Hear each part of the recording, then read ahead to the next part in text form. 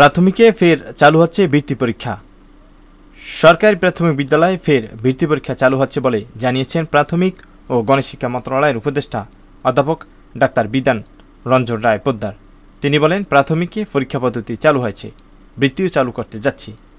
শনিবার 3 মে লক্ষ্মীপুর জেলা প্রশাসকের সম্মেলন কক্ষে আয়োজিত এক মতবিনিময় সভায় প্রধান অতিথির বক্তব্যে তিনি এ তথ্য জানান বলে মন্ত্রণালয় থেকে পাঠানো এক বিজ্ঞপ্তিতে এ তথ্য জানানো হয়।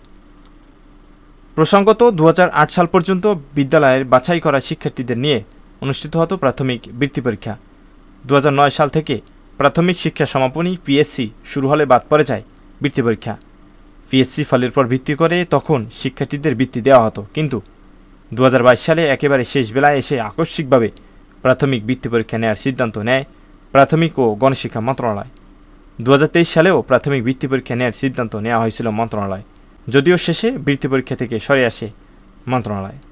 সর্বোপরি কথা হচ্ছে 5ম শ্রেণীতে পুনরায় বৃত্তি পরীক্ষা চালু হবে, এ ব্যাপারে মোটামুটি ফাইনাল সিদ্ধান্ত। এখন যারা অভিভাবক এবং শিক্ষক রয়েছেন, আপনারা আপনাদের সন্তানদেরকে এখন থেকেই বৃত্তি পরীক্ষার জন্য প্রস্তুত করবেন এবং আপনারা নিজেরাও মানসিকভাবে প্রস্তুতি নেবেন। ধন্যবাদ ভিডিওটি দেখার জন্য। পরবর্তী যে কোনো গুরুত্বপূর্ণ আপডেটের জন্য অবশ্যই আমাদের ইউটিউব চ্যানেলের সাথে থাকবেন। ধন্যবাদ সবাইকে।